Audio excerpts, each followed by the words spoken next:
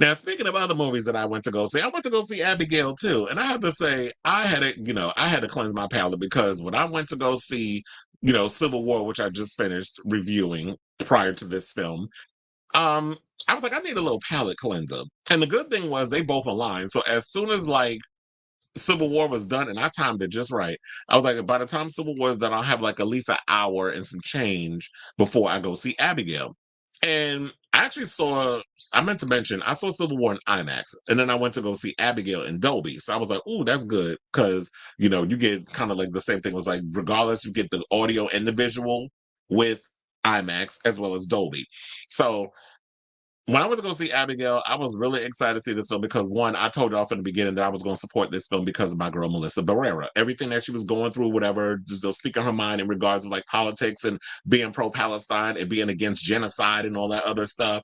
And I was like, I gotta go support my girl, Melissa Barrera, and Radio Silence in their latest film. And I have to say, out of the many movies that they released so far, because what did they do? They did the two Scream movies, which I thought they had good moments, but do I feel like they were solid screen films on the same level as like what Wes Craven was giving us for the many movies that he's given us?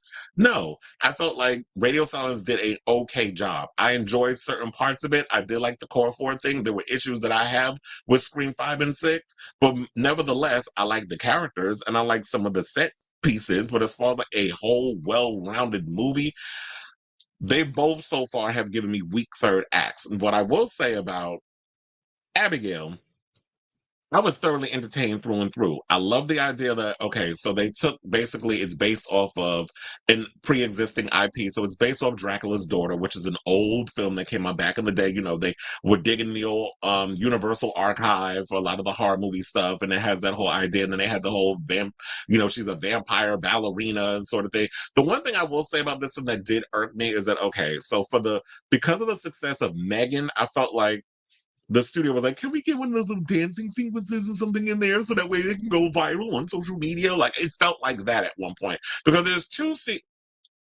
there's about three dance sequences. The opening has her, in like this big on the stage doing her solo number in front of nobody. So they have that, which I've seen in the commercials and all the stuff. Then there's a second sequence where she's dancing with one of which is hilarious. I'm not going to give it away because nobody's seen it, but it's quite the cackle. When with her second dance sequence. Then there's a third dance sequence, but then she's like, there's a sequence where she's dancing throughout the house, like beating up the characters and hunting them and all this other stuff.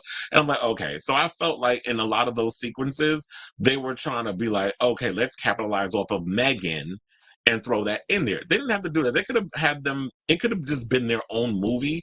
But what irked me was the fact that they had to put that in there because I felt like, okay, that's studio interference. But everything else about the film, I thoroughly enjoyed. So for those of you not aware, it's basically, the film is basically about a group of criminals who kidnap a ballerina daughter of a powerful underworld figure. They retreat to an isolated mansion, unaware that they're locked inside with no normal little girl. And y'all already know what it is because you've seen the commercials and all that other stuff. And it was interesting to find out the backstory of Abigail and her father. And at points, I actually started feeling sorry for her. Even though she's this bad little girl and she's going around killing and eating people and shit, I was like, you know what? Based off of how they rounded out her backstory, I thought, she was good in it. What's the actress's name? Alicia Weir. I actually thought she did a phenomenal job. I was like, and it was smart for them to hire a girl, a actress who could play up these different moments where she's like playing like she's scared or she's crazy or she's creepy and she's going around hunting me like this bad little girl, whatever. Like she was very good with that. And I love the fact that they hired someone who's an actual performer because Alicia Weir was in Matilda, I think the musical, whatever that was on Netflix. So I thought she was good. Dan Stevens, I always like him. I heard he's in the Kong versus Godzilla movie. I have not seen it yet. I'll wait until it comes out on streaming or whatever. I'm in no hurry to see it in the theater, but I've always liked Dan Stevens. I like Dan Stevens ever since he was in The Guest. He was really good in that film. I was hoping that one day we get a sequel. I don't think we will. Melissa Barrera, I will say as Joey, to me, she is definitely a leading girl. Now, I know a lot of people will sit up here saying, well, I don't think she's a good actress because of Spain. Well, first of all, that's down to the script. I don't think that's necessarily her fault, but I felt like her character in Abigail was way better and much stronger and well-rounded than she was in the previous in the Scream movie. So I actually liked her and what her motivation was and why she was a part of a lot of the motivations and stuff. So I did like that whole background of like, okay, so why who these characters and why did they decide to come together and kidnap this little girl? And I have to say, there's a lot of twists and turns in this film that a lot of people aren't going to see coming. Like there was times where I thought I had the movie figured out, and I was gagged at the third act. I was like, "What? Really? This is going on?" So it was, so a lot of the sequences and stuff in there I thought was pretty cool. A lot of the action sequences I thought, I want a little more, but they were just fun little, jump scares, chase sequences and stuff. Giancarlo Esposito as Lambert, I actually like him. He's always been, pretty good in anything that he does. I've always been pretty much a fan of Giancarlo Esposito. I even read an article recently that he said that he was so poor as an actor at one point, he almost decided to take out a life insurance policy on himself so that way his family could be set financially because he was struggling as an actor. And it wasn't until he appeared on Breaking Bad is when his career finally broke out. Because I remember seeing Giancarlo Esposito. He's been acting for a long time. Like he was in Do the Right Thing. Like he was in so many movies, and it was great to finally see, you know, his career finally flourish. Kevin Durant. I've always liked Kevin Durant. First of all, he was giving body yada yada in that movie. Like he was just buff. And I've always had this little crush on Kevin Durant. I mean, I've liked him in a lot of things. First of all, I loved him in oh my god, what's the name of that damn? There was the Strain. I could not remember the name of that show to save my life. I read the book. I liked the series as it was coming on, but as the season progressed, I was like, okay, this is getting stupid. But I liked him on the show, and I also liked him in Resident Evil. I think it was Retribution. He was good at that. Look, Kevin Durant is good in anything that he usually stars in. But he was pretty good in this film too. He was playing like the dumb muscle. And then last but certainly not, there was and then I should also mention, what's the other girl? Catherine Newton. I've always liked her. I think she was in Freaky. She's a pretty good actress. She was funny in this movie too. But I should also, but last but certainly not least, Angus Cloud. Angus Cloud, when I saw him in this film, it made me miss him so much. I was like, damn, he had to pass away from the drug OD and all that other stuff. And now we're not going to really get to see him in any more movies. Like, he was like one of my favorite characters on Euphoria. And I did see recently that Zendaya came. I was like, I don't know when we're going to be doing a Euphoria. I'm still waiting to hear. Blah, blah, blah. I'm tired of hearing that shit too, which y'all vague. Y'all don't know what's going on. Can we just cancel Euphoria already? Nobody wants it. The actors have moved on. Zendaya's too big for the damn show. Jacob Elordi's too big for the show, and Sydney Sweeney's too big for the show. I don't even think they want to come back.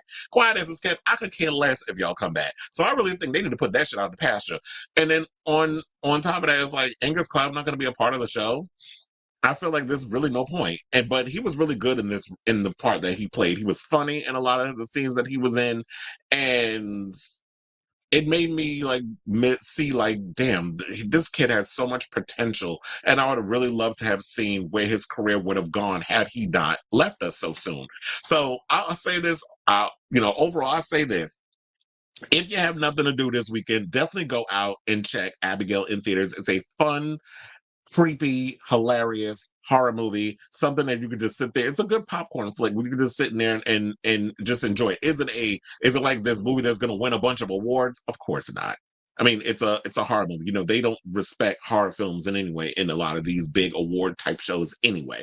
But to me, it just shows like it's a good film. I'm really hoping that because of what happened with Melissa Barrera, that radio silence is getting this point of, okay, we can't work with you anymore because you said something about you said something that Israel people consider anti-Semitic. You should be removed from the earth because you have an opinion different than theirs. Oh my God, cute.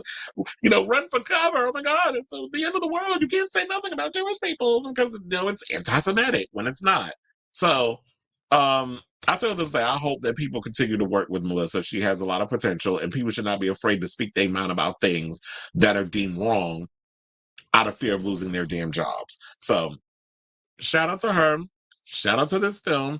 And I should also shout out a lot of the actors and stuff who showed support for, and I almost forgot to bring this up, who showed support at the Abigail, the movie premiere. Matthew Lillard was there, Skeet Ulrich was there, Mason Gooding, and Tony Revolori. Tony Revolori was the one who was in the opening kill of Scream 6. He was the one that killed Samara Weaving's character and then ended up dead in the other part of the movie. So he was there, and then also, oh my god, who was the other actor? Um, his last name is Minette. Oh my god, how did I forget his name? Dylan Minette. I was like, I had to type that in real quick. Dylan Minette, cute self, was there too from Pretty Little Liars. He was there at there to show support. So you know what? Regardless of what people say and stuff, they're out here showing support for my girl Melissa Barrera. Good, bad, or indifferent. So y'all can be mad all y'all want, whatever. And yeah, there's that. So I say all this to say, like I said before, go out and support this movie. It's a whole lot of fun. It's a hoot and all that good stuff.